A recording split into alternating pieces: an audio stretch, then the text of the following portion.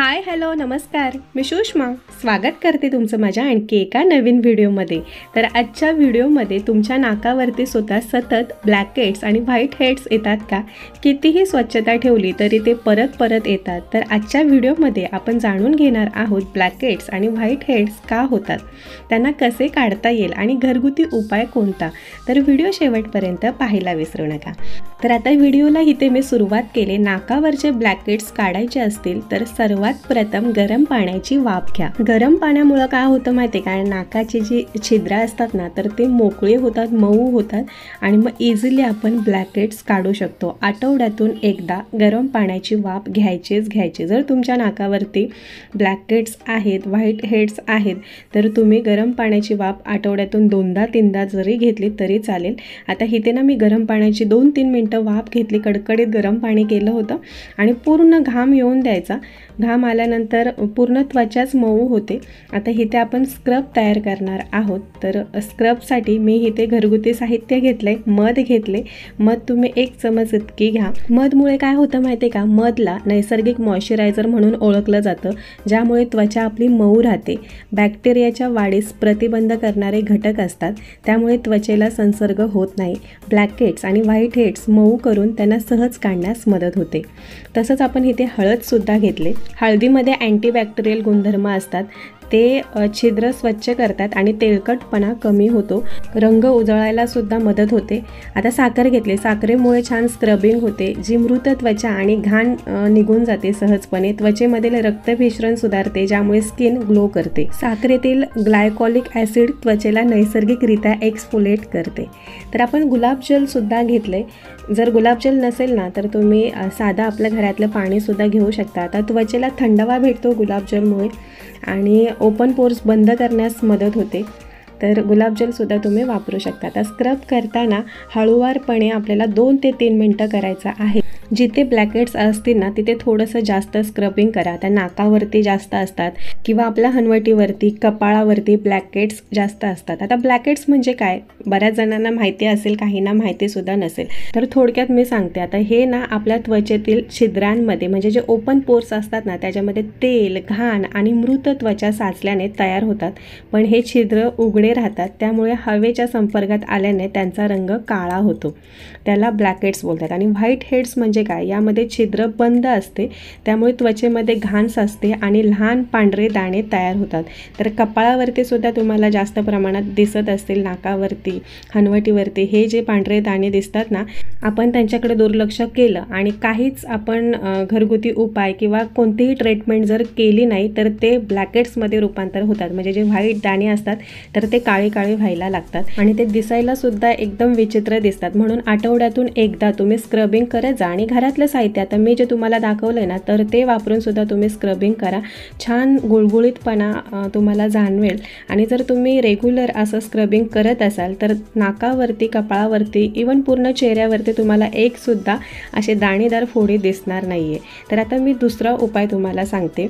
एक स्क्रबिंग झालं, वाफ घेतली आपण आणि एक आपण ना मास्क तयार करू।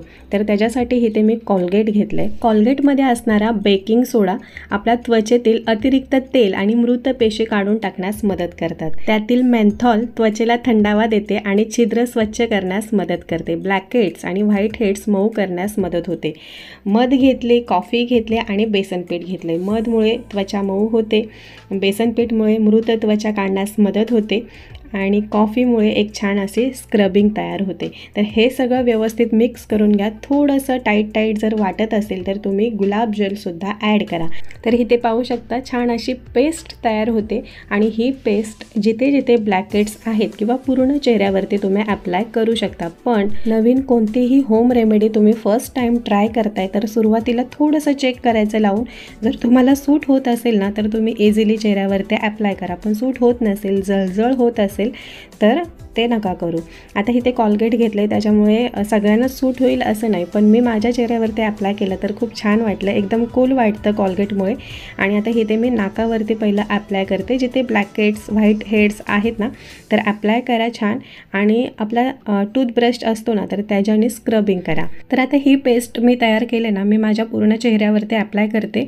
टूथब्रश घेईल, त्याच्याने नाकावरती, हनवटीवरती जिथे ब्लॅकहेड्स, व्हाईट हेड्स आहेत ना तर थोडंसं स्क्रबिंग करण्याचा प्रयत्न करेल आणि 10-15 मिनटं मी ही पेस्ट चेहऱ्यावरती ठेवेल. त्याच्यानंतर थंड किंवा कोमट पाण्याने चेहरा वॉश करून घ्यायचा.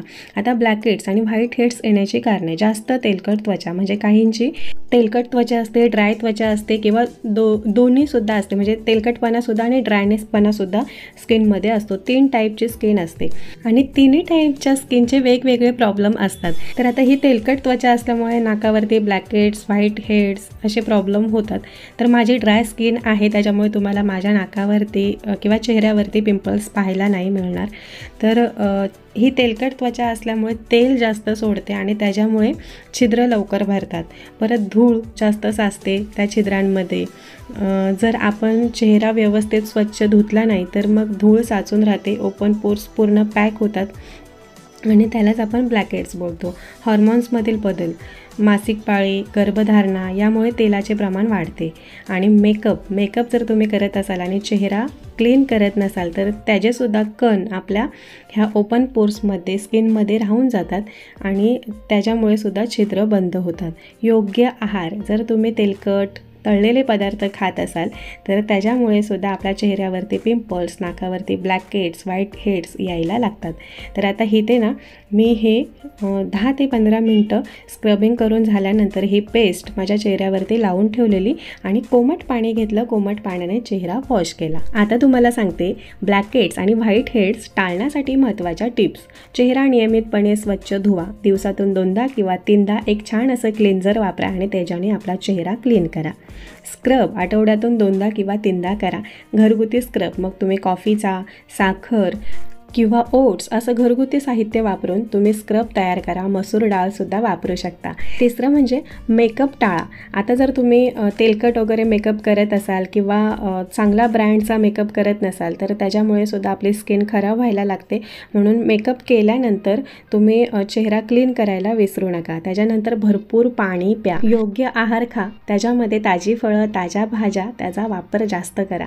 तर आता इथे मी माझा चेहरा क्लीन करून घेतला आणि मॉइश्चरायझर लावते. जर मॉइश्चरायझर नसेल ना तर तुम्ही गुलाबजलसुद्धा लावा. गुलाबजलमुळे जे ओपन झालेले पोर्स असतात तर ते बंद व्हायला लागतात.